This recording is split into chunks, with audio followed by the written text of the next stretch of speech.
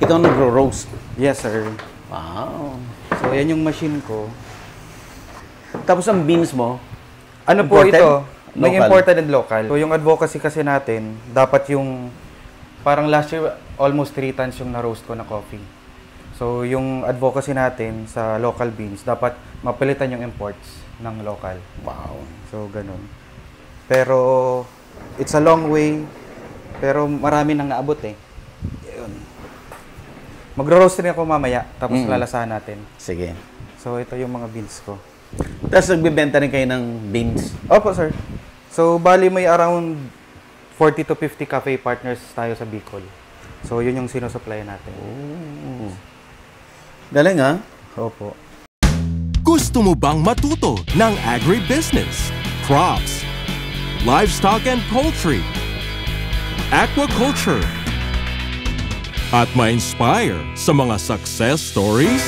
Agribusiness, how it works! As a YouTube channel, Agribusiness features entrepreneurs, farmers, organizations, OFWs, investors.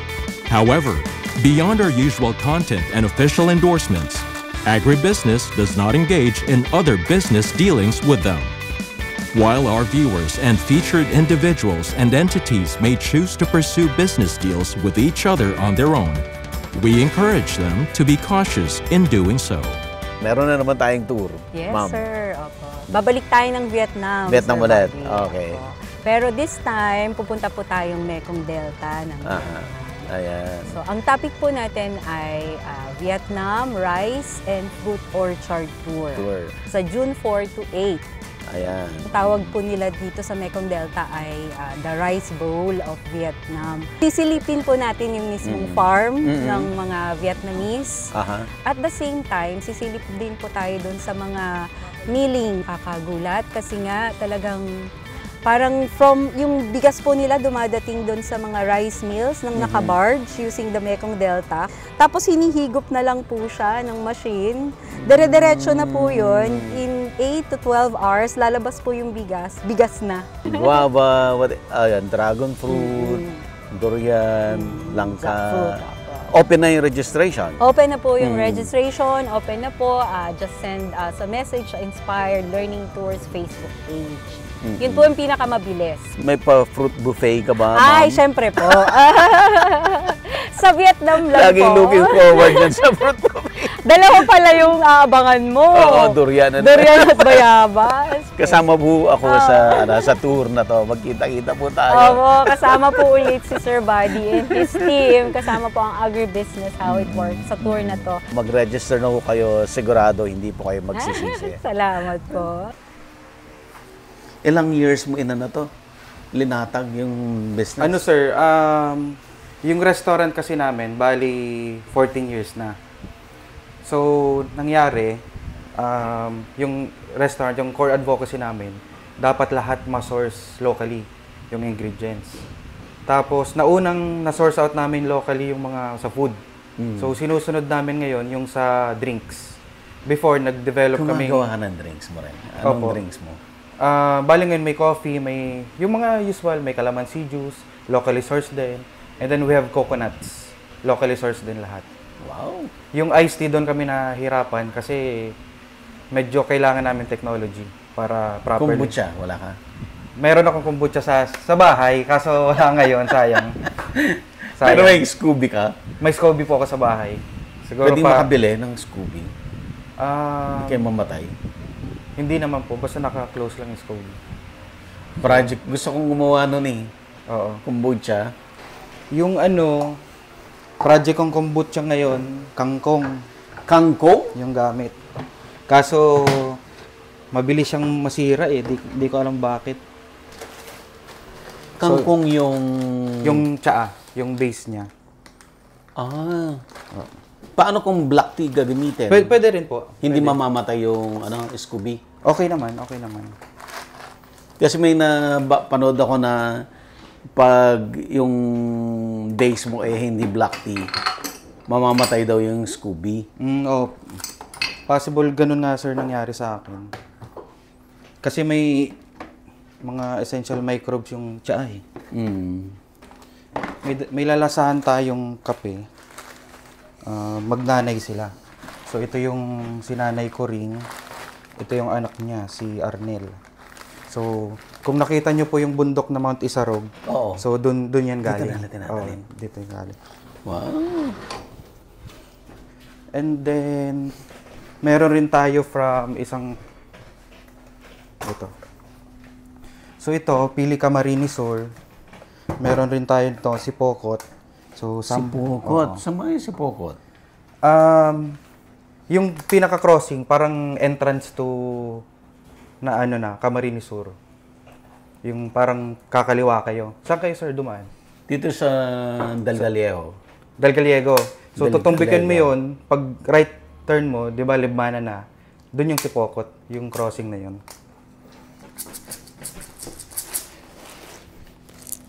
So, currently, wala pang mga gamit yung farmers natin. So from harvesting ripe of coffee cherries, pinapalutang siya, yung lumulutang, inaalis. Dapat masunog yun kasi possible pagsimulan ng mga peste. So dapat ma-minimize yung pest sa farm.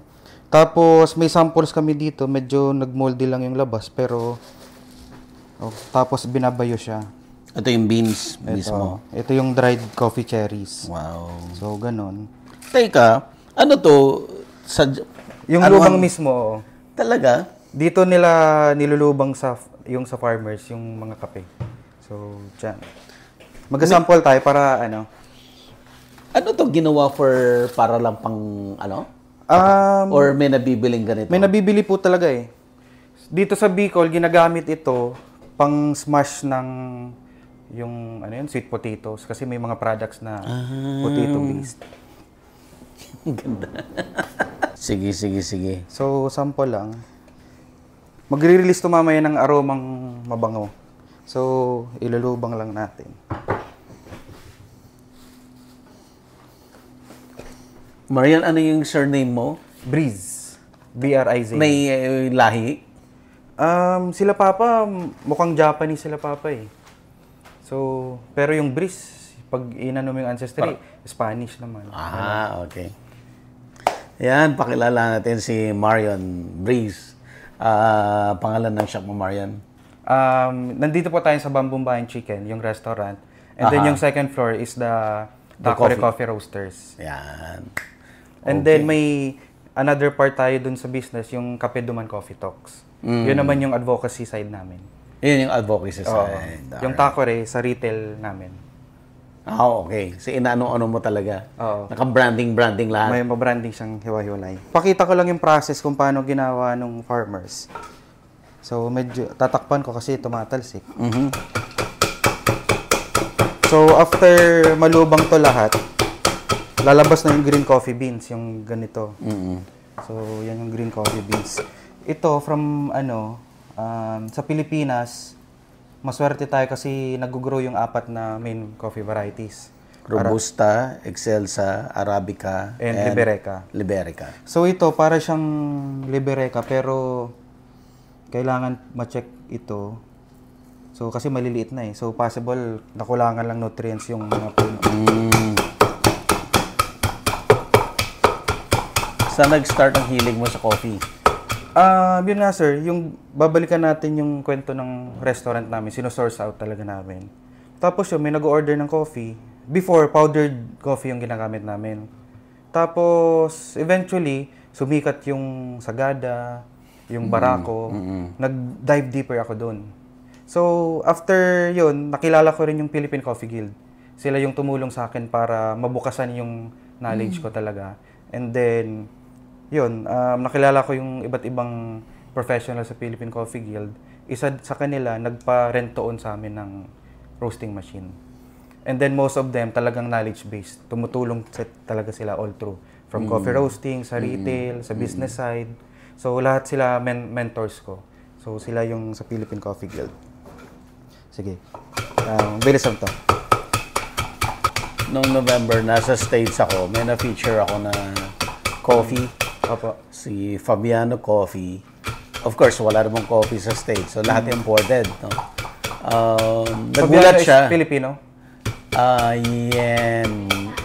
Yemen. Yemen, parang gano'n. Oo. Pero based siya sa States. Opo. Tapos nagulat siya na may coffee sa Philippines. Hindi niya alam. Okay. Pero mo, iba-ibang countries yung ni-importan niya.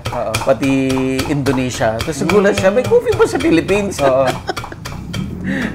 So, before po, may history rin yung Philippines na among the top producers. So, may news rin na dahil daw sa coffee rust, kaya bumagsak. So, across Asia yung coffee rust na tumama. Ito, sir, amoyin nyo. Amoyin nyo yung May siya, parang parang may herb. Oo, tama. May distinct na flavor or aroma siyang. So, yung herb na sinasabi mo, sir, para siyang lemongrass. Oo. And then, chamomile. And then, may scent din siyang parang honey, yung sweetness. Correct. So, yun. Yun. Ano siya parang, di ba, pag pumasok ka sa spa, parang ganun yung aroma niyang nire-release. Pero mas mabango tao. Oo. Tapos yun, after, dapat, dire-diretso yung lubang niya, ma-expose na yung tatahipan na siya. Para lumabas na yung mga green coffee beans na ganito. So, yun. So, ready for roasting na yan. Maliliit pala yung coffee beans. Opo, maliliit. Yung pinakamalaki, yung Liberica. So, yan. So, kailangan matahipan. Yun. Ito, kaya siya nag-release ng ganong aroma kasi harvested ripe. So, kumbaga, kung anong pagkahinog ng prutas, yun naman yung nakukuha niyang characteristics. Tama yung harvest time. Oo, tama yung harvest time. Tapos, na-dry siya accordingly. Na maayos. Kapag nasosobrahan kasi ng drying, so parang kinoconsume ng bacteria yung flavors. Oh, I see. Kaya na-over-ferment. Ito yung green, no? Yan yung green coffee beans. Ang galing, no? Hindi siya nadudurog pala. Opo. Yung bean. So, kailangan talagang hinog yung harvest. Madudurog siya kung hindi pa hinog. So, immature pa yung beans. Yun rin yung reason kung bakit siya fino-float kasi most of the time, yung mga immature, nag-float. Ito yung isang pinakamalaki. Fino-float during? After harvesting. After harvesting, ifo-float mo yung cherry? Yung cherries. Yung lahat ng magfo-float, tanggal? Tatanggalin dapat yun. Meron ring mga hilaw na nag-sink sa bottom, pero madali na lang yung effect. So, yun. Sige. Proceed tayo dun sa proceed tayo. tasting. So, bali yung gagawin natin is the cupping. So, from resto, karoon ng coffee, and then roastery, and then may distribution ka ng beans. Opo. Sa tulong po ng DTI, kinonect tayo ng DTI with the farmers. So, bali, yung DAR kasi, may beneficiary silang farmers. Yung DAR. And then, it so happens, sobrang dami ng puno ng coffee. So, pumunta sila sa DTI, naghanap, sabi nila, kung may pwedeng mai-connect na sa market. So, ako yung nahanap ng DTI. Yung first year po bali, we're going 3 years na sa farmers na pagtulong. Yung first year, naka 13 kilos lang kami harvest. This year, we're going 800 kilos. Wow! So, pero lahat yun mano-mano pa. So, wino-workout pa namin yung mga finances, etc. para makabili ng mga gamit. And then, wino-workout rin nila sa side nila, yung association nila, para maka-request sila sa government agencies. Government ng support. Opo. Tapos lahat to locally distributed lang. Opo, locally lang. Meron kaming napa-order sa Maynila. Bicolano rin sila. So, parang around 10 kilos yung na-order niya. Ito, we will also be tasting coffee from iba't iba. So, bali, lahat to Robusta. So, ito, roasted by Escolta Coffee. So, galing ito ng Zamboanga del Sur. Wow! South Cotabato. And then, Nueva Vizcaya. Then, Bukidnon. So, ito currently, in order namin, para pang benchmark sa farmers. So, iniikot namin yung buong Camarines Sur, makikiusap kami sa farmers, and then, magkakandak kami ng tasting na ganito. So, yung importance nun ay para mabukasan yung experience nila na ang coffee pala pwedeng ganito kasarap.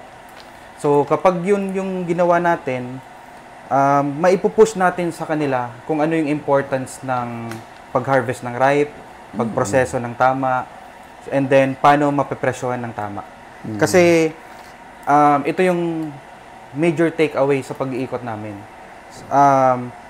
During the late 1800s to early 1900s, powerhouse pala yung Camarines Sur sa coffee. Talaga? So, yun yung naano namin. Kasi every other corner, merong mga puno. So, ano yung mga puno nila? Century tree? Or mga bagong tanim? May mga century tree and then may mga bagong tanim. So, bakit na-stop yun?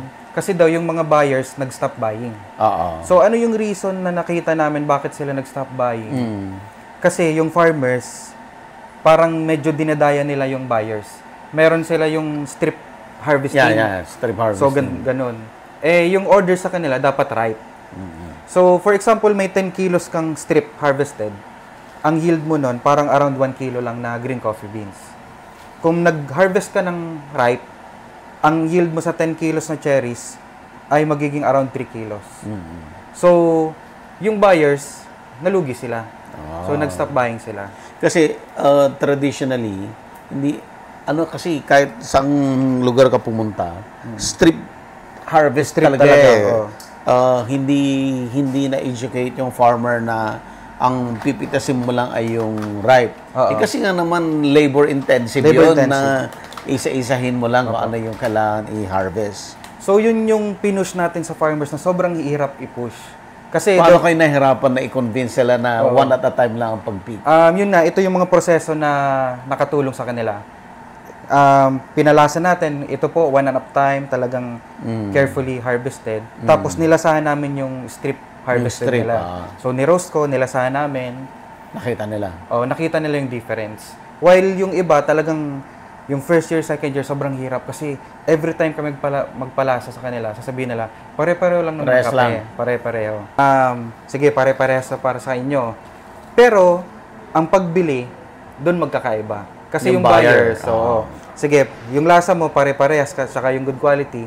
Pero ang tanong, yung buyer ba, bibili ba to ng tama? So, doon sila namulat. Okay nga, sige nga. Magbabago sila ng proseso, etc., etc. Tapos, yun, awakening sa kanila yung proseso para mapasarap yung coffee natin.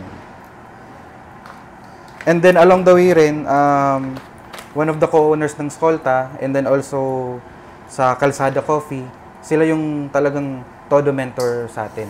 Kasi nga fellow guild members, talagang yung pagtulong nila walang sawa rin. Ito sir, amuyin mo yung coffee beans. Bango. Coffee to ng Bukidnon. Ito rin sa Bango.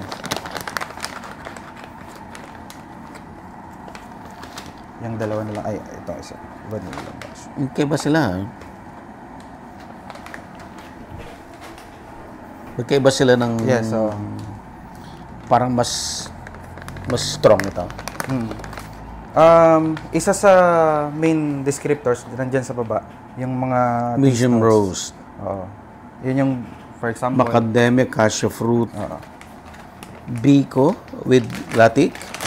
Mga taste notes. Ito naman, medium roast din na oranges,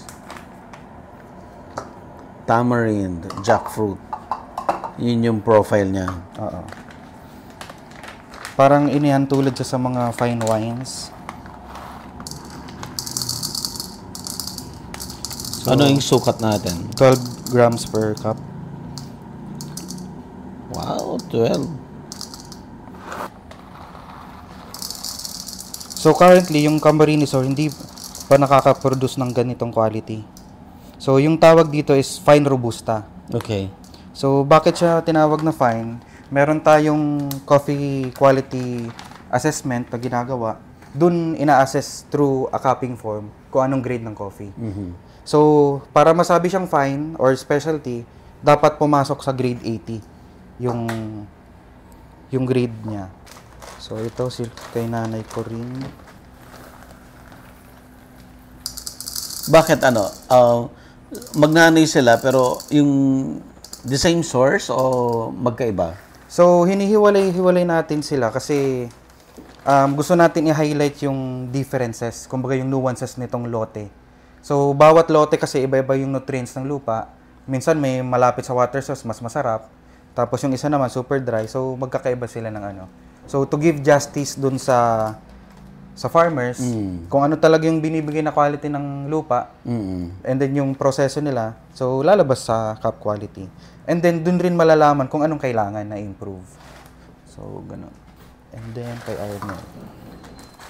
So far, dahil sa experience mo sa coffee, ano yung pinakamasarap na coffee? Saan nanggagaling?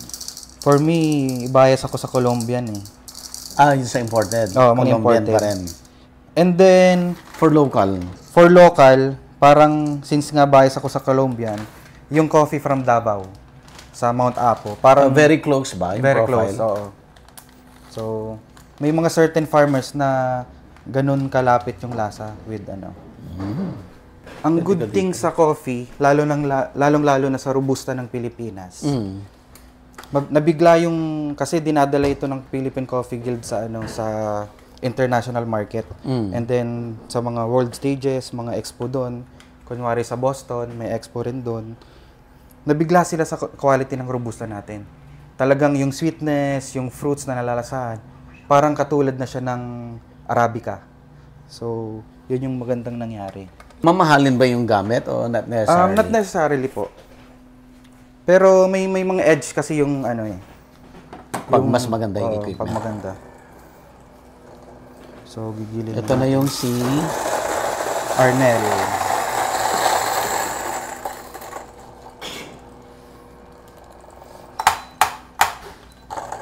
So, bali ano rin po tayo, tinatawag na certified Q-Copper. So, may license na pinakamataas yung mga coffee professional. Yun yung Q-Grader.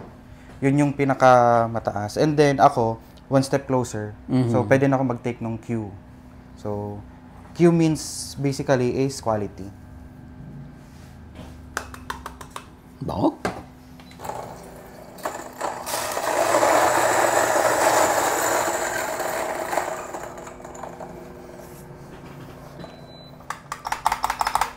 Yung Q cupping naman po, yun yung prosesong ginagawa natin. So, bali, may isang protocol pa, aside from this one, yun talagang official protocol to how to grade coffees.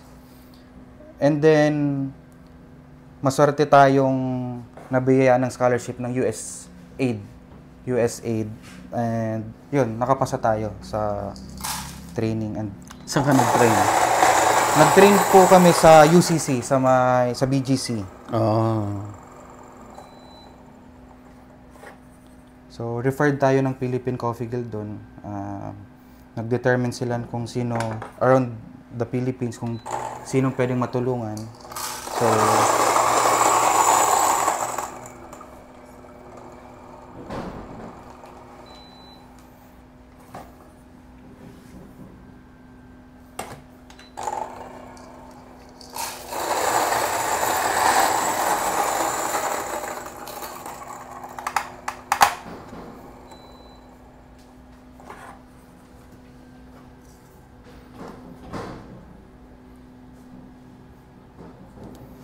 So, sige po. Ilalagay ko to side by side. So, i-assess natin yung fragrance. Okay. So, yung fragrance, siya yung naamoy natin kapag dry. Later, paglagay natin ng water, yun naman yung aromang i-assess natin na sunod. Sige, so bali, mag-start? So, pwede kang mag-start dito? Oo. Okay, ano to? Sige po, dito mo lang sa ano. So, dito. Kahit saan po. So, i-inhale ka lang. Exhale ka dito, tapos inhale. Exhale. Inhale. Exhale. So, dapat magbuga dito kasi baka mag-splash. Okay. Sige po. Pwede mag-try. I-prepare ko lang yung mga spoons. Bango? Nahulaglag. Iba rin to.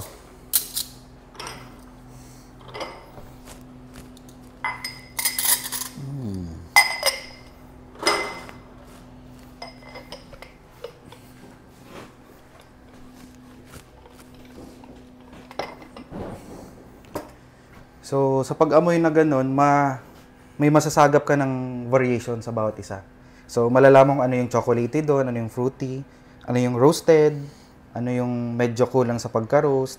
So, nagre-reflect na. So, next. Parang for me, itong dalawang to. Yung roasty. Hindi ko masabi. Basta mas yung... Pinaka-preferred mo? Oo, preferred ko. I don't know why, but ito yung preferred ko. Oo. Sige. So, next, maglalagay ng tubig. Wait lang. Inaorasan kasi. So, dapat first 4 minutes, ma-assess yung aroma niya.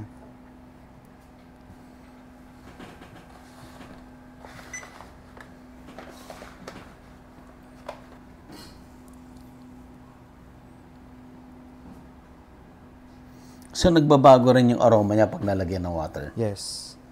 So, dahil sa water contact, mas nare-release pa yung niya, quality. Ayun, di ba? May naamoy tayong para mabango.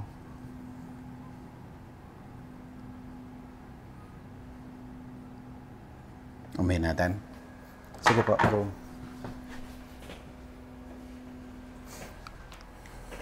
So, after 4 minutes, i-break the crust ko yan. Sige po, go. Magkaiba talaga sila ng amoy. Ayun lang. Yun. Parang kakanin or something. Oo, yun. Tama yung kakanin kasi nga may espasol tsaka latik yung kanina. Yung taste note. Yeah. Ito mas dito sa tatlo may amoy na parang hindi coffee. Totoo. Yeah. Sige. So, while waiting sa 4 minutes, i-prepare ko lang yung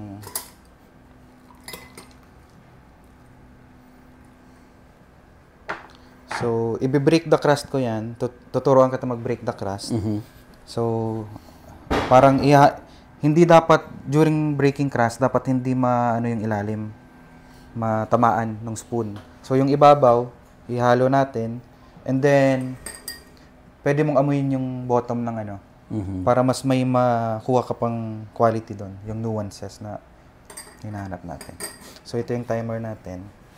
Kakaibang experience din ito ngayon. Ito, parang light. Ito, latik. Ito, prutas. Ito, coffee. Tama. Tama.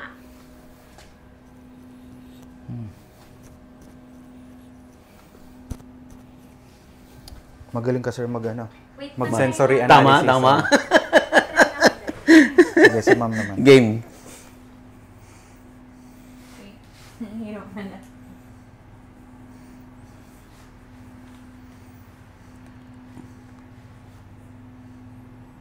Ay, galing mo, Dad. So, yun. Yung nape-perceive mong sabi mong coffee yung dalawa kasi sa pagka-roasting style niya.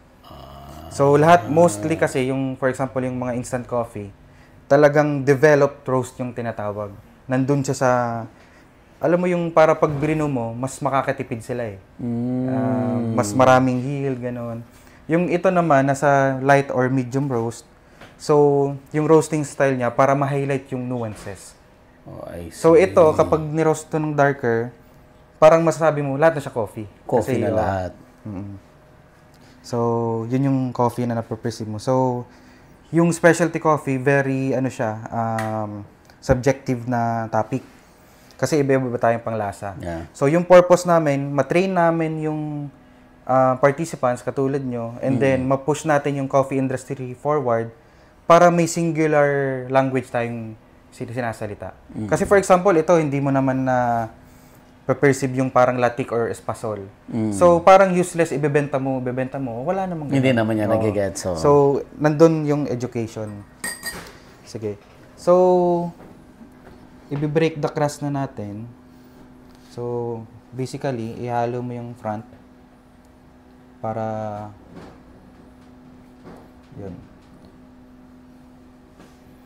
Pwede mong amuin yung ano. Meron pa ulit nagbago. Sige sir, ikaw naman dito sa sunod. Before ka mag-proceed sa next, pakihugas ng ano. Unahin ko to. Oo. Mas prefer ko to. Oh, sige. Ilapit nyo rin yung ano, pwede nyong amuyin habang hinahalo nyo. So, yun, sige.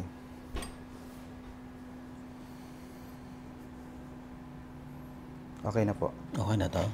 Sige, pakihugas na dito. Yung iba naman. Sige, pa-break the crust yung iba. Tatapos yun.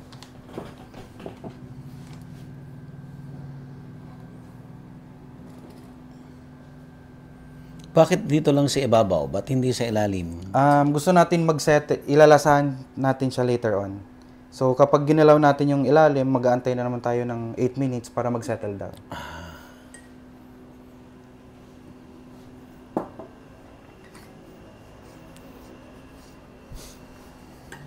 Sige. Last one.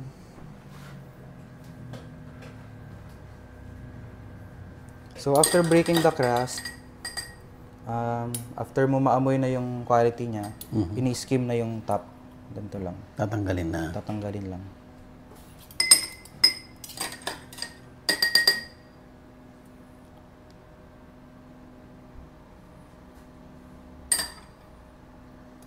Lilinisin mo lang siya. Makikita mo rin dito na yung floating. So, pag sobrang daming nag-float na yan, mga low density, ibig sabihin yung farmers, hindi siya nag-float. Kaya nabubuking. Oo, lalabas rin. Nabubuking pag nandaday. Dapat inalis niya yun eh. So, yan, maraming float. While dito, talagang malinis na malinis. Yung mag-float lang, yung mga chaff, yung parang balat ng mani. Pero wala dapat coffee beans na nag-float. Oh, I see.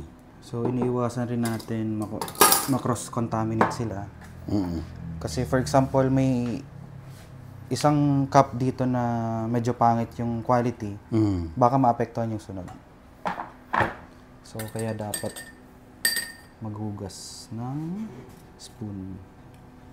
Marian, may idea ka gaano kadami yung existing trees sa mga plantations dito sa Kamsul? Sa Kamsul. So, currently po, pino-profile ng DTI. So, tinutulungan namin yung DTI. Pero if i-base sa yield, so, parang may 10 hectares, naka 800. Mako-compute siyang mga 3,000 trees, ganun. That's, a small farmers siya, no? Ano pa lang po yun. So, ano yun? Yung farm sila, hindi na siya talaga coffee plantation. Parang in between may mga ibang crops na yan. Opo. Ayun. Tsaka most nitong mga wild trees daw to eh. Wild trees. Opo. So, this is organic kung wild trees siya. Hindi natin masa-certify pang organic kasi baka nadala ng mga ibon, for example, or yung mga alamid, yung mga ganun. Oo. Sinasabi lang nilang wild yung farmers kasi Hindi nila tinanim. hindi nila tinanim. Parang pagdating nila nandun na. And then hindi na rin mahanap yung ancestry.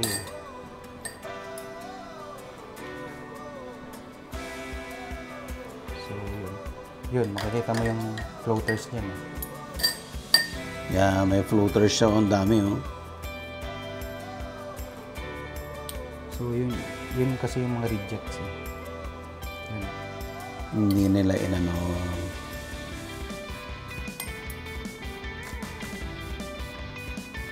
So pwede na nating lasahan. Pwede na. Agribusiness merch is now available on Shopee and Lazada. Agribusiness, how it works. Instruct, inspire, succeed.